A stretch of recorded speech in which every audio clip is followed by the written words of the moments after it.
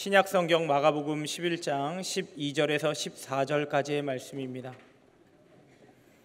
마가복음 11장 12절에서 14절까지의 말씀, 신약성경 73페이지에 있습니다. 다 찾으신 줄 알고 제가 봉독해 올리도록 하겠습니다. 이튿날 그들이 베다니에서 나왔을 때에 예수께서 시장하신지라 멀리서 잎사귀 있는 한 무화과 나무를 보시고 혹 그 나무에 무엇이 있을까 하여 가셨더니 가서 보신즉 잎사귀 외에 아무것도 없더라. 이는 무화과의 때가 아님이라. 예수께서 나무에게 말씀하여 이르시되 이제부터 영원토록 사람이 내게서 열매를 따먹지 못하리라 하시니 제자들이 이를 듣더라. 아멘. 지난달까지 하늘이라는 모티브를 가지고 해달별, 구름, 비 이렇게 함께 말씀을 나누었고요. 이번 6월부터 8월달까지 7월에 잠깐 우리 금요기도에 방학이 있고 또 우리 선교도 해야 되고 또 여름 캠프도 있기 때문에 한 달간 방학하기 때문에 6월, 7월, 8월에 걸쳐서 3개월 동안 나무에 대해서, 이번에는 나무에 대해서 함께 모티브를 가지고 함께 말씀을 매주 금요일마다 나누기를 원하고 또 그렇게 준비하고 있습니다. 저는 참 나무를 좋아합니다. 나무를 좋아하는 이유, 왜 내가 나무를 좋아할까? 세 가지가 생각났어요. 첫 번째는 저의 아버지가 사역하신 교회 이름이 큰나무 교회입니다. 아시는 분은 아시겠죠.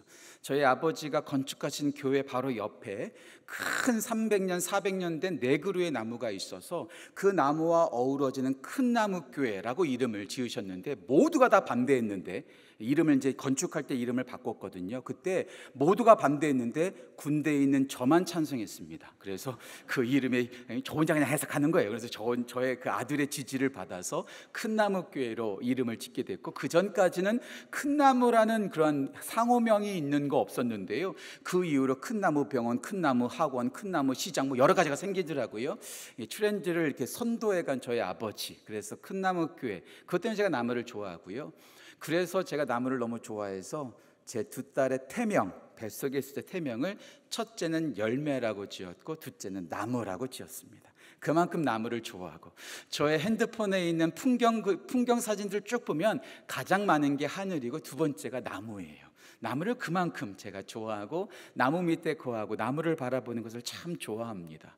그도 그럴 것이 우리 하나님도 나무를 좋아해요. 제가 초하루 예배 때 잠깐 나눴던 말씀 반복해서 말씀을 드리면, 우리 하나님께서 천지를 창조하셨을 때 첫 번째로 만드신 생물이 바로 이 식물들입니다. 세 번째 날이죠. 풀과 채소와 열매 맺는 나무를 만드셨습니다. 하나님께서 가장 먼저 만드신 생명체 가운데 하나가 바로 이 나무와 채소와 풀이라는 거죠. 그래서 성경 속에는 나무가 참 많이 등장합니다. 창세기 2장과 3장에 등장하는 선악을 알게 하는 나무와 우리가 절대로 잊어서는 안 되는 나무가 바로 생명나무죠. 생명나무가 계속해서 나옵니다. 그리고 선악을 알게 하는 나무를 먹었기 까닭에 아담과 하와가 추방되죠. 그리고 생명나무에 접근하지 못하도록 하나님께서 그것을 가두십니다. 막으십니다. 그리고 그 막아놓은 그 생명나무가 요한계시록 22장 가장 마지막 부분에 생명나무가 또다시 등장합니다.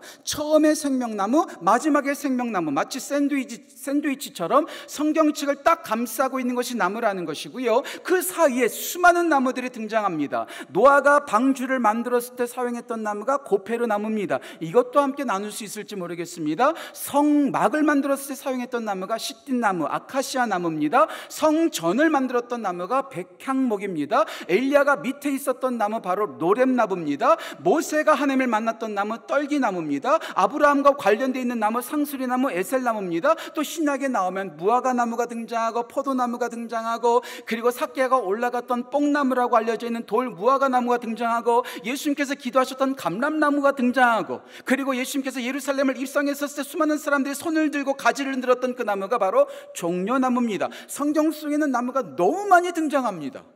이 나무를 가지고 3개월 동안 함께 은혜를 나누고, 나는 어떤 나무를 배워야 될까, 나는 하나님 앞에 어떤 나무가 되어져야 할까를 소망하는 시간 되면 참 좋겠습니다. 그런데 이 나무가 존재하는 가장 중요한 이유, 창세기 1장 12절에 하나님께서 나무를 만드셨을 때도 말하는 것처럼 열매를 맺는 것이 나무의 가장 중요한 목적 가운데 하나죠. 우리 교회가 꽃동산이기 때문에 꽃이 참 중요하지만 우리 하나님은 꽃을 열라고, 꽃을 맺으라고 말씀하지 않으셨습니다. 열매를 맺으라고 말씀하셨습니다. 그리고 열매 맺지 않는 나무는 잘라버리시겠다, 제거해버리시겠다고 말씀하셨습니다. 세례 요한도 마태복음 3장에서 말했고요, 우리 예수님께서도 요한복음 15장 2절에서 열매를 맺지 않는 가지는 잘라서 불태워버리겠다고 엄하게 말씀하셨습니다. 나무라면 그냥 존재하는 것이 아니라 열매를 맺는 것이 중요한 것이고, 꽃을 피는 것도 그냥 자랑하는 것이 아니라 열매를 맺기 위한 전초전이라고 말할 수 있겠죠. 그런 까닭에 우리는 열매를 맺어야 되고, 열매를 맺을 때 우리 하나님께서 영광을 받으십니다. 요한복음 15장 8절 말씀, 다시 말씀드릴게요. 요한복음 15장 8절 말씀, 너희가 열매를 많이 맺으면 아버지께서 영광을 받을 것이며, 우리 모든 교회 성도들, 우리 다음 세대와 우리 모든 어르신들, 우리 모든 성도들이 하나님 앞에 열매 맺는 나무 되시기를 주님의 이름으로 축복합니다. 우리 하나님께서 열매를 찾으세요. 그리고 오늘 마가복음 11장에서 예수님께서 베다니에 거하시다가 예루살렘으로 가시면서 배고프셨어요. 시장하셨어요. 근데 마침 무화과 나무가 있는 거예요. 무화과 나무 열매, 그 열매를 먹기 위해서 가셨는데 잎만 무성할 뿐 열매가 없었습니다. 우리 예수님께서 마르게 만드시는 거죠. 그만큼 우리 주님께서 찾으시는 것 바로 열매입니다. 저는 식물을 잘 모릅니다. 근데 무화과 나무, 없을 무자에 화, 꽃화자, 그리고 과, 열매. 무화과 나무는 꽃이 없어요. 그냥 열매를 맺는 거죠. 우리 모두가 이 무화과 나무를 저주하신 우리 예수님의 이 사건을 통해서 우리 모두가 열매를 맺기를 간절히 소망합니다. 나무가 열매를 맺는 것은 마땅한 것입니다. 마땅히 열매를 맺어야 합니다. 그냥 열매를 맺는 것이 아니라 합당한 열매를 맺어야 합니다. 다시 말씀드릴게요. 우리 모두는 마땅히 열매를 맺어야 되는데 아무 열매나 맺으면 되는 것이 아니라 합당한 열매, 하나님께서 찾으시는 열매, 하나님께서 기뻐하시는 열매를 맺어야 하는 것이죠. 우리 교회가 이번 여름 사역을 앞두고 또 우리 다음 세대, 우리 온 교회 성도들이 진짜로 하나님께서 원하시는 합당한 열매를 맺고 하나님께 기쁨을 드리고 우리 또한 기쁨이 넘치는 우리 교회, 우리 성도 되시기를 주님의 이름으로 축복합니다. 그렇다면 우리가 마땅히 열매를 맺고 또 우리가 맺어야 될 합당한 열매는 어떤 열매일까요? 오늘도 세 가지로 함께 말씀을 나누고자 합니다. 첫 번째 우리가 맺어야 될 열매는 존재의 열매입니다. 좀 어렵죠? 철학적이죠? 존재의 열매를 맺어야 합니다. 존재의 열매를 맺어야 되는 거죠. 좋은 열매를 맺기 위해서 우리가 노력해야 될까요? 세상은 노력하라고 말합니다. 노력하면 열매를 맺을 수 있을까요? 예, 노력하면 열매를 맺을 수 있겠죠. 이따가도 말씀을 나누겠습니다. 그런데 열매를 열심히 노력하면 우리가 진짜로 사과 열매, 배 열매, 복숭아 열매를 맺을 수 있을까요? 나무가 어떤 나무여야 하는지 그것에 따라서 열매가 맺어지지, 내가 노력한다고 해서 내가 배나무인데 사과가 열리지 않습니다. 그렇죠? 너무나 당연한 거죠. 이것을 하나님께서 만드신 법칙 가운데 농작의 법칙이라는 게 있습니다. 농작의 법칙. 갈라디아서 6장 7절, 다시 말씀드릴게요. 갈라디아서 6장 7절 말씀, 심은 대로 거두리라. 이게 하나님의 법칙이에요. 팥 심으면 팥이 나는 거고요, 콩 심으면 콩이 나는 거예요. 팥을 심었는데 어떻게 콩이 나오겠습니까? 어떻게 콩을 심었는데 팥이 나오겠습니까? 어떻게 배나무에서 사과가 열리겠습니까? 우리 예수님도 말씀하셨죠. 마태복음 7장 16절 17절 18절 말씀 보면 가시나무에서 어떻게 포도가 나며 엉겅퀴에서 어떻게 무화과가 나겠느냐. 좋은 나무에서 아름다운 열매가 나오고 못된 나무에서 나쁜 열매가 나온다. 무슨 말이에요? 노력하는 것도 중요하겠지만 노력보다도 중요한 것은 내 존재 자체가 하나님 보시기에 합당한 존재가 되어져야 합니다. 내가 노력하기 전에 나는 하나님께 합당한 나무, 하나님께서 기뻐하시는 좋은 나무, 아름다운 나무가 되어져야 한다는 것. 그런데 세상은 그렇게 아름다운 나무가 되기 위해서, 좋은 나무가 되기 위해서 열심히 노력하라고 합니다. 세상이 말하는 세 가지의 키워드입니다. doing, 뭔가 해야 돼. do, 열심히 공부해. do, 열심히 훈련해. do, 열심히 실천해. do, 열심히 노력해. doing, do, pay, 네가 해야 될 대가를 지불해야 돼. 세상이 말하는 복음입니다. 세상은 뭔가 하라고 말합니다. 명령합니다. 지불하라고 합니다. 대가를 지불하라고 합니다. 하지만 이것은 세상이 말하는 말이지 하나님의 복음은 아닙니다. 하나님의 복음은 뭘까요? 두가 아닙니다. doing이 아닙니다. being입니다. 존재가 되라는 거예요. 네가 뭘 하기 전에 하나님의 사람, 하나님의 아들과 딸이 되라고 말합니다. do 이렇게 말하기 전에 done, 내가 다 했어. pay, 그것을 지불해. 아니, paid, 내가 다 지불했어. 우리 예수님께서 십자가에서 요한복음 19장 30절에서 마지막 돌아가실 때에 다 이루었다 말씀하시죠. 그 다 이루었다라는 말을 헬라어로 말하면 테텔레스타이, 제가 자주 말씀드리죠. 이 테텔레스타이가 모든 값을 지불했다. 모든 것을 내가 이루었다. 다시 말씀드릴게요. 우리가 열매 맺는 것이 아니라 하나님께서 열매 맺게 하시는 것입니다. 우리가 노력해서 열매를 맺는 것이 아니라 하나님께서 우리를 열매 맺을 수 있는 건강하고 아름답고 좋은 나무로 만드신다는 것. 그래서 우리가 하나님의 존재, 하나님께서 기뻐하시는 존재가 되어져야 한다는 거예요. 모든 동물은 움직입니다. 너무나 당연한 말이죠. 모든 동물들, 곤충들, 조류나 모든 것들은 다 움직이고 능동성을 가지고 있습니다. 하지만 식물은 절대로 움직이지 않습니다. 수동적입니다. 수동성입니다. 자기가 나무가 딱 심겨졌는데 나 이 자리 마음에 들지 않는다고 내일 아침 다른 곳으로 옮겨가지 않습니다. 나무는 절대 움직이지 않습니다. 하나님께서 옮기실 때만 옮길 수 있는 거죠. 제가 초하루 예배 때도 말씀드렸던 건데요, 시편 1편 3절 다시 말씀드릴게요. 시편 1편 3절에 너는 시냇가에 심은 나무, 시냇가에 심은, 여기서 심은이라는 단어가 히브리어로 샤팔이라는 단어입니다. 샤팔. 근데 이것을 말하면은요, 그냥 심은 게 아니에요. 어쩌다 거기 심겨진 게 아니에요. 영어로 말하면 transplant. 다시 말씀드릴게요. 우리 학생들한테 좀 이해하기 쉽도록 말씀드려요. transplant 무슨 말이냐면 이식하다예요. 이식하다. 하나님께서 엉뚱한 데 피어 있었던 우리, 사막과 같은 험한 곳에 피어 있었던, 심겨져 있던 우리 나무를 시냇가로 심겨서 이식하셨다는 거예요. 내가 옮겨진 것이 아니라, 아니 다시 말씀드릴게요. 나무는 스스로 움직일 수 없다니까요. 멸망의 자리에 있었던 우리들, 황망한 자리에 있었던 우리를 하나님께서 시냇가로 옮겨 심어 주셨다는 것. 우리가 노력해서 특별한 존재가 되는 것이 아니라 우리 자체가 특별하고 하나님의 사람들이라는 것. 그래서 저는 오늘 설교를 주면서 이런 생각을 했어요. 우리 모든 우리 꽃동산교회 성도들, 그냥 존재만으로도 하나님께서 기뻐하시는 하나님의 사람들인 줄 믿습니다. 우리 청년들, 그냥 여러분들이 젊기 때문에 복된 것이 아니라 하나님께서 여러분들을 복되게 하신 것이고, 우리 다음 세대 우리 중고등부 아이들, 그냥 뭘 하지 않아도 여러분들은 진짜 존재 자체만으로도 정말 복되고 복된 사람들이라는 것. 우리 어린이들, 진짜 존재 자체만으로도 정말로 복되다는 것.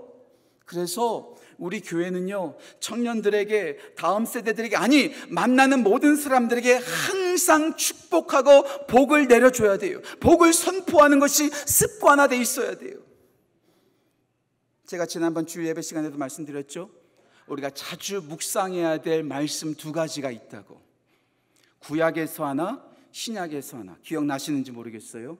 저는 여러분들의 망각의 은혜가 있는 것을 너무나 기뻐합니다. 왜 또 전에도 모르니까. 구약에서 꼭 우리가 집중해서 들어야 될 말씀과 신약에서 집중해야 될 말씀 두 가지가 있는데, 이 두 가지가 다 3장 17절이라고 말씀드렸어요. 이쯤 힌트 줬으면 기억나실 만하죠. 뭔 소리 하나 또 그러지.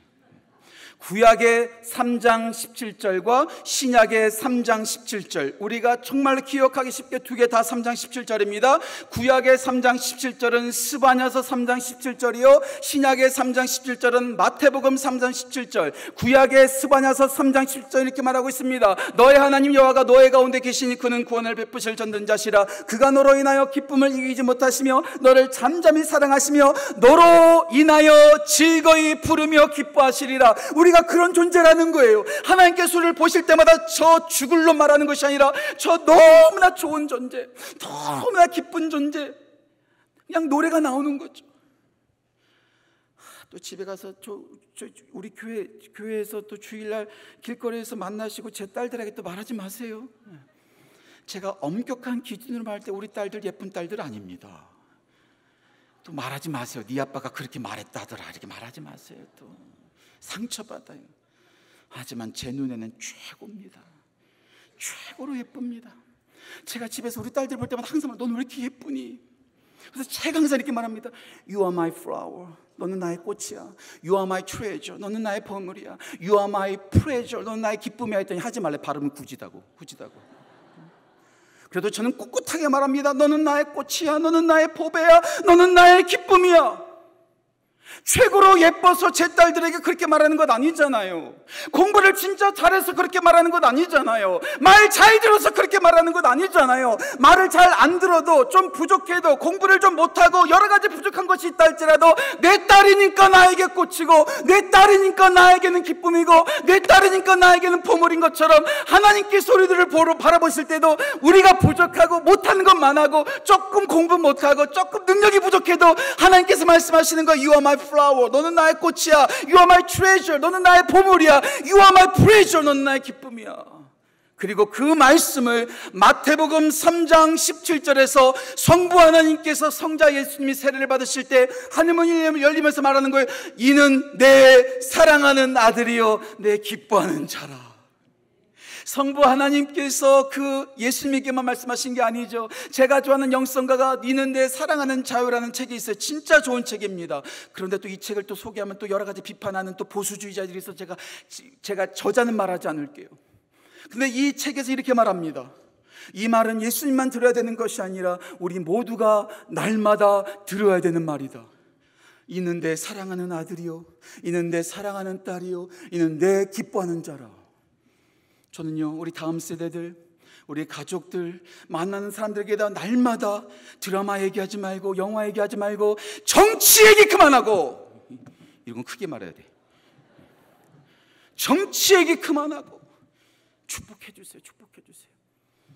제가 자랑하는 거 뭐 자랑으로 들으려면 자랑으로 들으세요. 뭐 어떡하겠어요. 제가 우리 한 성도님이 저한테 또 여러 가지 도움을 주셔서 이렇게 3,000원짜리 이게 우리 3,000원 받아봤자 무슨 간의 기별이 나가 있어요. 그렇죠? 우리 청년들 3,000원 받으려고 나온 거예요? 아니잖아요. 그런데 제가 이거를 준비하면서 항상 뒤에다 이렇게 씁니다. 말씀 하나 꼭 쓰고 밑에다가 너는 하나님의 자랑이란다.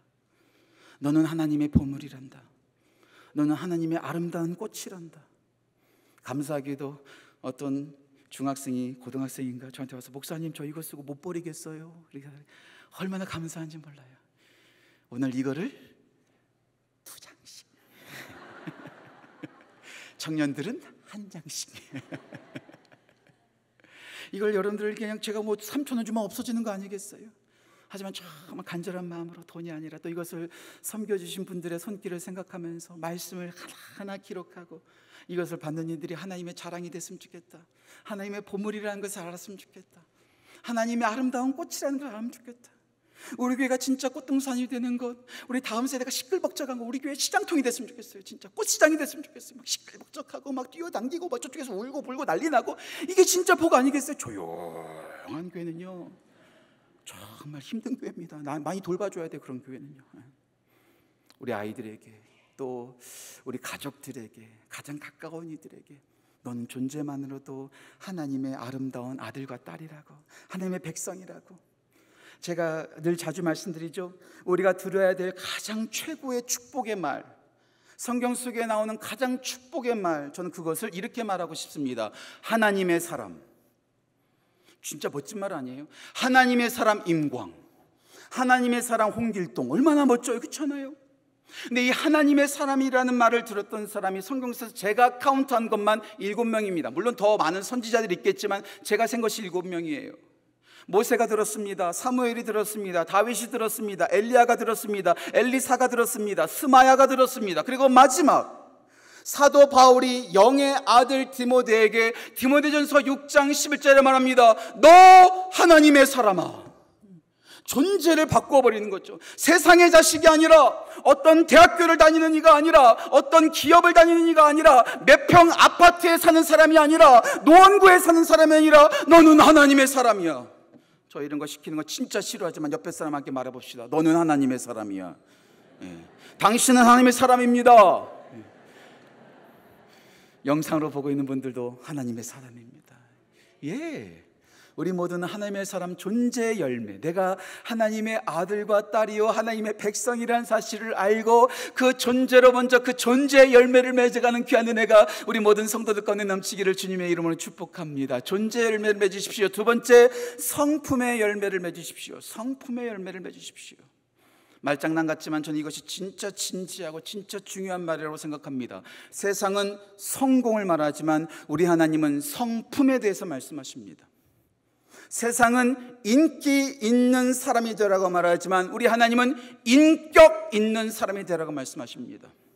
세상은 성취하라고 말하지만 우리 하나님은 성결하라고 말합니다. 다시 말씀드릴게요. 세상은 성공을 말하지만 우리 주님께서는 성품을 말씀하십니다. 세상은 인기 있는 사람에게 박수 보내지만 우리 하나님은 인격 있는 사람에게 박수를 보냅니다. 하나님은 세상은 성취하라고 말하지만 우리 하나님은 성결, holiness, 거룩한 삶을, 깨끗한 삶을 살라고 말합니다.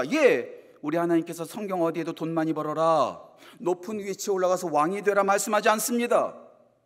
그런 사람만 열매를 맺었다면 극소수의 사람들만 열매를 맺을 거예요.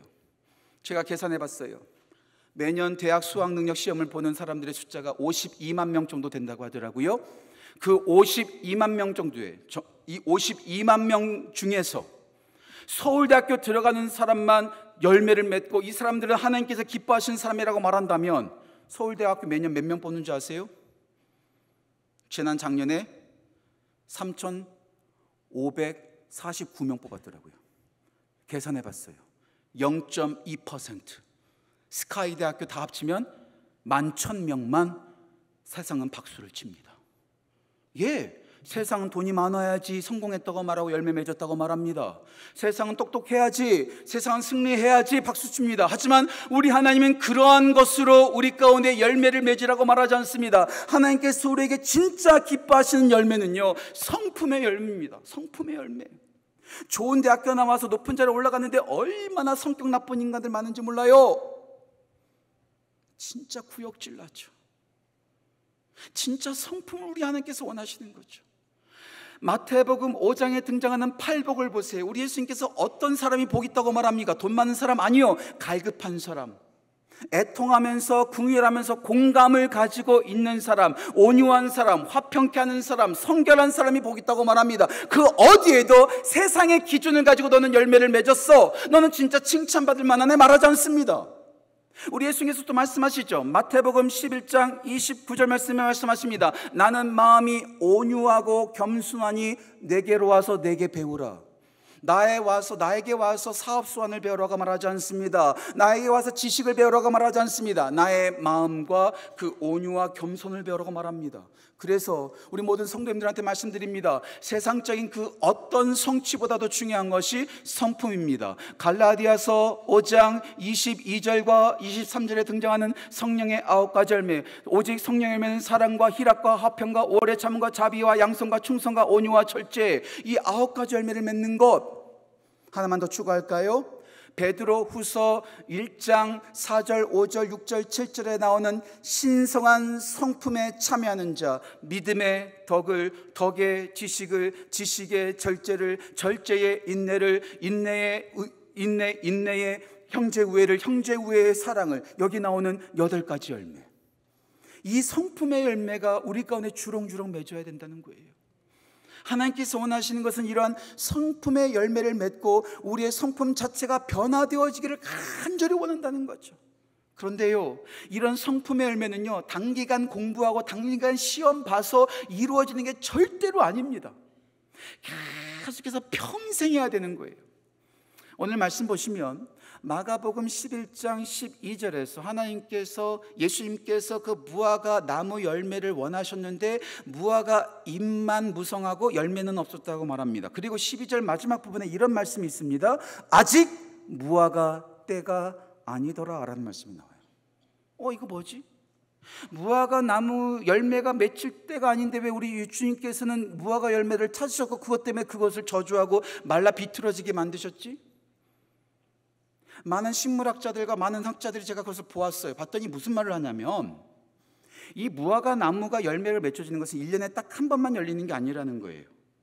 지금 예수님께서 그 무화과 열매를 찾으셨던 그 시즌이 6월절을 앞두고 있는 4월달이죠. 그 4월달부터 시작해서 10월달 초막절까지 5번 정도가 열린답니다. 그런데 그 무화과 열매 그 6월절 날 맺는 그 나무를 파게라고 말하고요, 그 다음에 10월달에 열리는 것을 테나라고 말한다는 거예요. 그러니까 파게 때에, 테나 때는 아니지만 파게를 찾으셨다라는 거죠. 저는 이 말씀을 통해서 무엇을 깨닫게 되었냐면 열매는 한순간에 맺어지는 것이 아니라 평생 맺어지는 거구나. 우리가 하나님의 성품을 맺는 것, 단기간에 시험 본다고 해서 졸업장 따는 거 아닙니다. 학위 따듯이 성품이 맺어지는 것 아닙니다. 우리가 죽는 그 순간까지 계속해서 전심전력하여 나의 목숨이 다하는 그 순간까지 끊임없이 나를 깎으면서 예수님을 닮은 성품으로 만들어가는 것, 예수님을 닮아가는 것, 이것을 조직신학적인 언어로 성화라고 말하는 거죠. 끊임없이 배워야 된다는 거죠. 그도 그럴 것이 요한복음 1장에서 예수님께서 나다나엘을 만납니다. 나다나엘이 삐딱합니다. 그때 예수님께서 나다나엘에게 뭐라고 말씀하시죠? 1장 48절 말씀 보면 이런 말씀하십니다. 네가 무화과 나무 아래 있을 때 보았노라. 이게 뭐지? 당시 문화를 연구하는 사람들은 이렇게 말하더라고요. 무화과 나무 아래 있었다는 것은 바로 학습하고 공부하고 수련하고 진리를 탐구하는 구도자의 자세들을 말할 때 그런 관용어구를 말했다는 거예요. 무슨 말이에요? 끊임없이 배우고 끊임없이 나를 깎고 나의 모든 잘못된 육체의 소욕을 다 깎아버리고 성품의 성령의 열매를 맺어가는 그 성품을 맺어가기 위해서 우리는 전심전력하여 계속해서 나의 목숨이 닿는 순간까지 그 예수님을 닮아가는 성장하는 사람들이 되어줘야 한다는 거죠. 제가 늘 자주 인용하는 말씀, 에베소서 4장 13절 말씀, 하나님의 아들을 믿는 것과 아는 일에 하나가 되어 그리스도의 장성한 분량이 충만한 데까지 이르러가는 것. 예수님 20년 믿었는데 똑같이 어린아이처럼 믿는 것이 아니라 토라지고 삐지는 것이 아니라 예수님을 믿으면 믿을수록 예수님의 성품이 가득 채워져서 예수님을 더욱더 닮아가서 얼굴만 봐도 눈물이 날 수 있는, 얼굴만 봐도 은혜가 넘치는 그런 사람 되라는 거예요. 제가 자주 말씀드리죠. 제가 가장 존경하는 목사님 가운데 한 번도 본 적 없지만 로버트 맥체인 목사님을 좋아한다고. 로버트 맥체인 목사님이 너무나 제가 좋은 일화 가운데 하나가 뭐냐면 이분이 설교하러 올라오기만 하면 그 얼굴 보고 말씀을 하지도 않았음에도 불구하고 성도들이 눈물을 흘리기 시작했다는 거예요.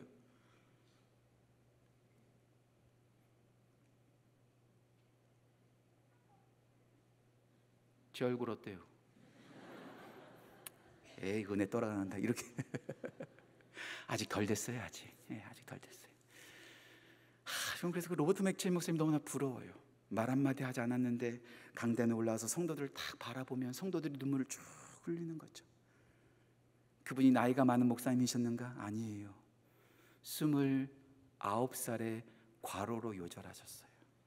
나이를 떠나서 그냥 그 몸에서 그 삶에서 예수님의 성품이 흘러나오는 거죠. 그 로버트 맥체인 목사님이 하셨던 말씀 가운데 진짜 멋진 말, 우리에게 있어서 가장 최고의 재능은 예수님을 닮아가는 재능이다. 와, 찬양 잘하고 설교 잘하고 기도 열심히 하고 이것이 최고의 재능이 아니라 예수님을 닮아가는 성품. 그래서 저는 우리 교회 성도님들이 말하는 것이나 표현하는 것이나 모든 삶에 예수님을 닮아가는 성품의 열매가 주렁주렁 맺어지기를 주님의 이름으로 축복합니다. 성품의 열매를 맺으십시오. 시간이 많이 갔어요. 세 번째, 사명의 열매를 맺으십시오. 사명의 열매를 맺으십시오. 존재의 열매 중요하죠. 예수님의 사람, 하나님의 사람 되는 거 진짜 중요합니다. 성품의 열매, 예수님을 닮아가는 거 진짜 중요합니다. 자, 그렇다면 예수님의 사람이 됐고 예수님을 닮았으면 끝난 건가요? 아무것도 안 해도 되는 걸까요? 어떤 청년이 저한테 이런 질문하더라고요. 목사님, 예수님을 믿어서 구원받았는데 왜 우리는 열심히 순종하고 헌신해야 되나요? 이런 생각 안 해보셨어요? 한 2달 전에 어떤 청년이 저를 만나자고 해서 제가 커피 마시면서 얘기를 했어요. 그 청년 말하는 거예요. 아니, 예수님 믿어서 구원받았는데 왜 열심히 헌신하고 왜 순종해야 되냐는 거예요. 글쎄 형제, 나도 잘 모르겠어. 제가 이렇게 말했어요. 나도 잘 모르겠어. 하지만 내가 믿는 하나님은 내가 뭔가 잘하고 순종하고 헌신했기 때문에 나를 구원하신 건 아니야. 예수님을 믿었기 가운데 내가 구원받은 거지. 그런데 내가 구원받을 만한 조건이 하나도 없거든. 난 진짜 못났거든. 나 진짜 생각하는 게 다 못됐거든. 근데 나 같은 벌레 같은 나를 구원해 주시기 너무나 감사해서 내가 그래서 순종하는 거야. 그 하나님이 너무나 감사해서 너무나 좋아서 그래서 내가 헌신하는 거야. 그렇잖아요. 우리가 순종하는 이유, 우리가 실천하는 이유, 우리가 수고하는 이유, 구원받기 위해서 수고하는 거, 우리가 구원받기 위해서 순종하는 것이 아니라 벌레만도 못한 멸망받은 나를 구원하셨기 까닭에 그 너무나 감사해서 순종하는 거예요. 똑같은 순종이지만 완전히 다른 거예요. 구원받기 위해서 억지로 순종하는 것이 아니라 구원해 주신 하나님이 너무나 감사해서 순종하고 헌신하는 거죠. 그래서 하나님의 사람들은, 하나님을 닮아가는 사람들은 가만히 있었던 사람들이 아니라 내게 주어진 사명을 감당하는 사람들이었다라는 것. 그래서 열매를 맺는 나무는 그 맺은 열매를 자기가 먹어버리는 것이 아니라 다른 사람들에게 나누어 줍니다. 어떻게 나누어 줄까요? 이 무화과 열매를 통해서 배울 수 있는 우리가 해야 될 사명은 뭘까요? 오늘 짧게 두 가지만 말씀드릴게요. 첫 번째는 채워주는 거고, 두 번째는 고쳐주는 겁니다. 다시 말씀드릴게요. 이 무화과 나무 열매를 통해서 우리가 할 수 있는 사명은 채워주는 것과 고쳐주는 겁니다. 첫 번째, 채워주는 것. 우리 예수님께서 배고프셨어요. 그렇잖아요. 그 무화과 나무 열매를 먹으면 어떻게 해요? 배불러지잖아요. 우리 주위에 없는 사람이 있습니다. 배고픈 사람이 있습니다. 부족한 사람들이 있습니다. 그들에게 우리가 열매를 맺어 그들의 배고픔과 그들의 부족함을 채워주는 거죠. 채워주는 거죠. 사무엘상 30장에도 그런 스토리가 등장합니다. 아말렉 군대를 추격했던 다윗의 군대들, 그 사람들이 너무나 피곤해서 허기졌어요. 정신이 나갈 정도였어요. 그런 그들이 무화과 열매를 딱 먹으니까 정신 차렸대요. 어떤 학자는 이렇게 말하더라고요. 그 무화과 나무 열매가 오늘날로 말하면 에너지바와 같다는 거예요. 딱 먹으면 딱 정신이 바짝 드는 거죠. 예, 우리 주위에 흔들흔들거리고 비틀비틀거리는 성도들을 그냥 가만 내버려 보는 것이 아니라 그들에게 채워주고 그들의 부족함을 채워주고 그들을 먹여주는 것, 이것이 우리가 해야 될 사명이고 우리가 맺어야 될 열매 맺는 목적이라는 거죠.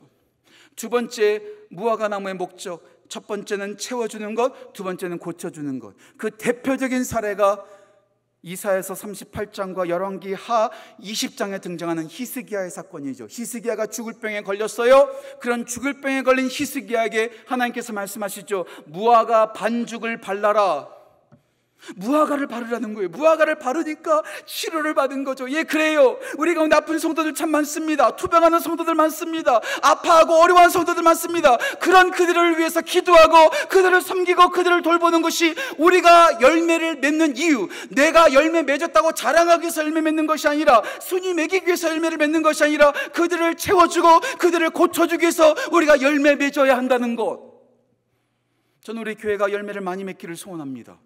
그래서 우리 교회 성도들이 부자가 되고 높은 자리에 올라가고 떵떵거리면서 살아가는 것이 아니라, 우리가 맺은 그 열매를 가지고 없는 사람들을 채워주고 없는 아픈 사람들을 고쳐주는 것. 그래서 김동호 목사가 말했잖아요. 배워서 남 주냐? 아니요, 배워서 남 주는 거예요. 신앙생활 잘해서 남을 돌봐주는 것이 우리의 사명이라는 것. 그래서 제가 최근에 다시 한번 책을 뽑아서 읽었어요. 카일 아일드먼이라는 분이 쓰신 책 가운데 한 번에 한 사람이라는 책에서 제가 다시 쭉 보는데, 거기서 그 목사님께서 기도하실 때마다 자주 하는 말이 있어요. 자주 고백하는 기도가 있어요. 저는 이 기도가 저의 기도가 되길 소원하고 여러분들의 기도가 되길 소원합니다. 하나님, 저한테 밥 주세요. 하나님, 저를 고쳐주세요. 하나님, 이거 해주세요, 저거 해주세요가 아니라, 카일 아일드만 목사님께서 자주 기도 시간에 고백하는 기도, 이거라고 합니다. 하나님, 저를 통해서 무슨 일을 하고 싶으십니까? 하나님, 저를 통해서 어떤 일을 하고 싶으십니까?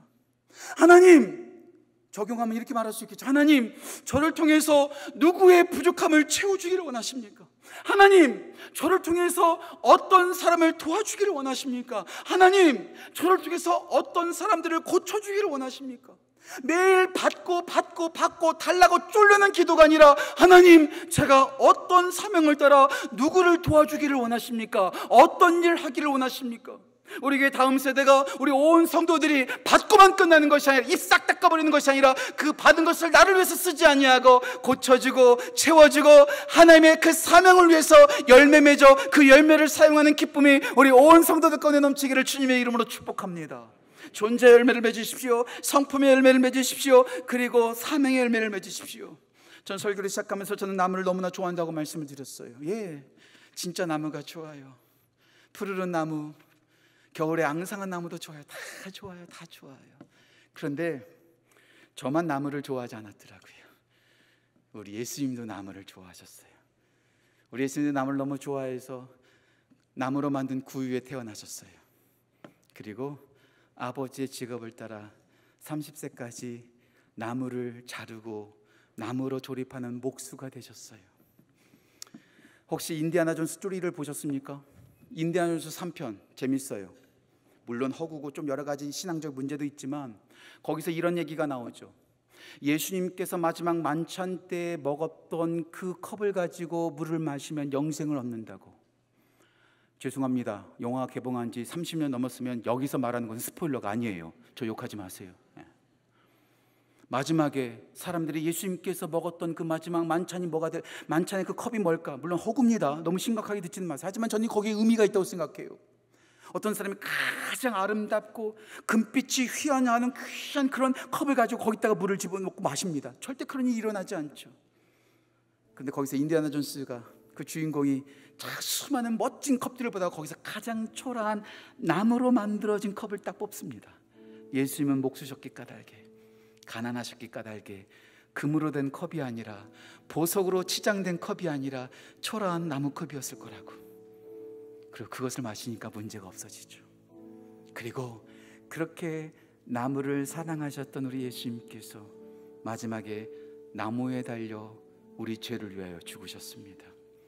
십자가에서, 그 나무 십자가에서를 위해서 죽으셨기 까닭에 우리가 더 이상 멸망의 자식이 아니라 하나님의 아들이 될 수 있었고, 육체의 소욕에 따라 살아가는 인간들이 아니라 하나님의 성품을 맺는 사람들이 되었고, 내 자랑거리를 만들기 위해서 일하는 사람들이 아니라 배 고쳐주고 채워주는 사명을 감당하는 사람으로 우리를 만들어 주셨다는 것, 우리가 바라봐야 될 것, 오직 예수. 우리가 닮아야 될 분, 오직 예수.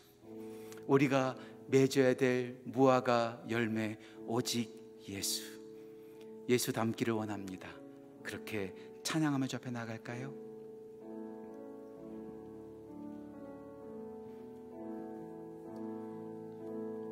내 삶의 소망, 내 삶의 소망, 내가 바라는 안무, 예수 닮기를, 예수 닮기를 내가 원하네. 한없는 사랑, 한없는 사랑, 풍성한 그는 예수 닮기를 내가 원하네. 예수 닮기를, 예수 닮기를, 예수 보기를, 예수만 높이길 내가 원하네. 내 평생 소원, 내 평생 소원, 예수 닮기를, 예수만 닮기를 내가 원하네.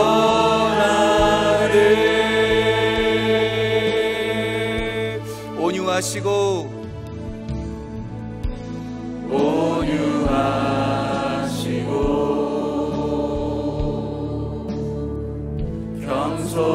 겸손하신 성품, 예수 닮기를 원합니다.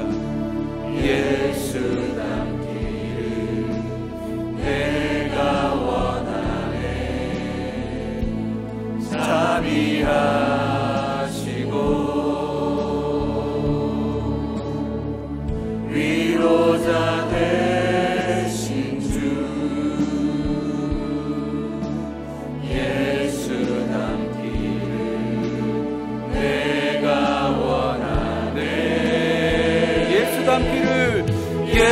예수 닮기를 예수 보기를 예수만 높이길 내가 원하네 내 평생 소원 예수 닮기를 예수만 닮기를 내가 원 한 번 더 선포합시다.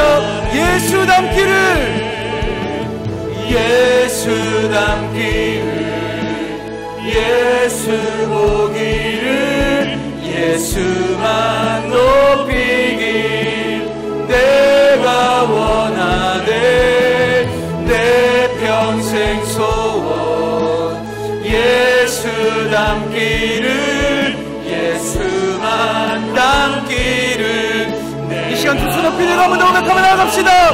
예수 닮기를 예수 닮기를 예수님 예수 보기 예수만 높이겠습니다. 예수만 높이길 내가 원하네 내 평생 소원 예수 닮기를 예수만 이 시간 두 손 높이 들고 이 시간 고백하며 나아갑시다. 하나님 아버지 내가 열매 맺게 하여 주옵소서. 예수님께서 기뻐하시는 열매 맺게 하여 주옵소서. 이 시간 주여 한번 크게 외치고 기도하며 나아갑시다. 주여 하나님 아버지 우리가 하나님의 존재임을 하나님의 아들과 딸이고 하나님의 사람들임을 존재의 열매를 맺는 우리가 되게 하여 주옵소서. 노력하기 전에 애쓰기 전에 하나님의 나무가 되기를 소원합니다. 하나님의 사람 되기를 소원합니다. 하나님의 그 복음 아래 그 믿음으로 거하는 우리 되게 하셔서 우리의 존재만으로도 우리가 얼마나 존귀한 존재인지 얼마나 보배로운 존재인지 얼마나 보물인지를 알게 하시고 우리의 존재가 정말로 빛나는 열매 되게 하여 주옵소서. 성품의 열매 맺기를 소원합니다. 육체의 소욕이 아닌 성령의 열매 사랑과 희락과 화평과 오래 참음과 자비와 양서가 충성과 온유와 절제를 맺게 하시고 신성한 성품에 참여하는 자가 되어 믿음과 덕과 지식과 아버지 절제와 인내와 형제 우애와 사랑의 열매를 맺는 우리 되게 하여 주옵소서. 사명을 따라 나아가게 하셔서 우리를 통하여 채워지는 역사가 일어나게 하시고 우리를 통하여 치유받는 역사 나타나게 하셔서 우리 교회 성도들이 가는 곳마다 사명의 놀라운 역사가 나게 하시고 예수의 기적이 나타나게 하시고 예수의 능력이 나타나는 우리 교회 우리 성도들에게 역사하여 주시고 인도하여 주옵소서. 이 시간 한 번 더 기도할 때 이렇게 기도했으면 좋겠습니다. 하나님 저를 통해서 무슨 일을 하고 싶으십니까? 하나님 저를 통해서 누구를 도와주고 싶으십니까?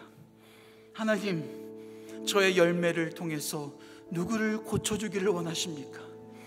하나님께 진지하게 묻고 하나님 그 사명 따라 살아가기를 소원합니다. 열매 많이 맺어서 떵떵거리고 사람들의 부러움을 사는 존재가 아니라 하나님 나의 열매를 통해서 섬기고 사명을 다하는 우리 되기를 소원합니다. 하나님 저를 통해서 무슨 일을 하고 싶으십니까? 이 시간 소리내서 기도하셔도 되고 큰 소리로 기도하셔도 되고 조용히 기도하셔도 됩니다. 이 시간은 1분에서 2분 정도 하나님께 하나님 저를 통해서 무슨 일을 하고 싶으십니까? 내가 어떠한 열매를 맺어야 되겠습니까? 함께 이 시간 조용히 기도하며 접해 나아갑시다. 기도하겠습니다.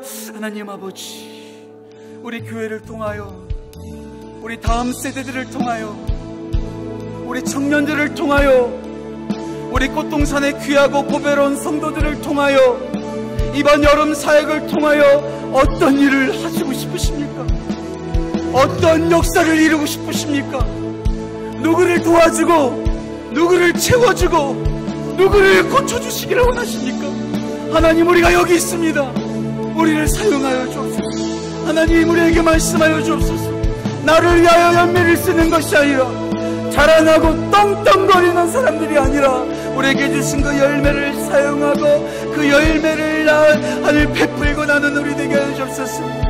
하나님 아버지 우리를 붙잡아 주옵소서. 이 시간 마지막으로 한번 더 기도하며 나아갈 때 하나님 아버지, 우리를 사용하여 주옵소서. 우리 교회를 사용하여 주옵소서. 우리 교회 다음 세대와 청년들, 우리 어린 영혼들을 사용하여 주옵소서. 우리 교회 리더십을 사용하여 주옵소서. 한번 주여, 한번 다시 한번 크게 치고 기도하며 나아갑시다. 주여, 하나님 아버지, 우리 교회를 사용하여 주옵소서. 우리 교회 다음 세대 어린이들과 우리 다음 세대 중고등부 아이들과 우리 다음 세대 우리 청년들과 우리 이번 여름 단기 선교팀과 우리 교회 리더십과 우리 교회 모든 성도들을 사용하여 주옵소서. 열매 맺게 하시고 그 열매를 사용하시고 그 열매를 통하여 하늘의 역사를 이루게 하여 주옵소서. 우리 교회 성도들 가운데, 아니 우리 교회 가운데 열매가 풍성히 맺혀져서 도와주게 하시고 채워주게 하시고 고쳐주게 하셔서 그 열매를 맺어가는 우리 교회 우리 성도 될 수 있도록 주여 역사하여 주옵소서. 예수 닮기를, 예수 닮기를, 예수만 높이길 내가 원하네.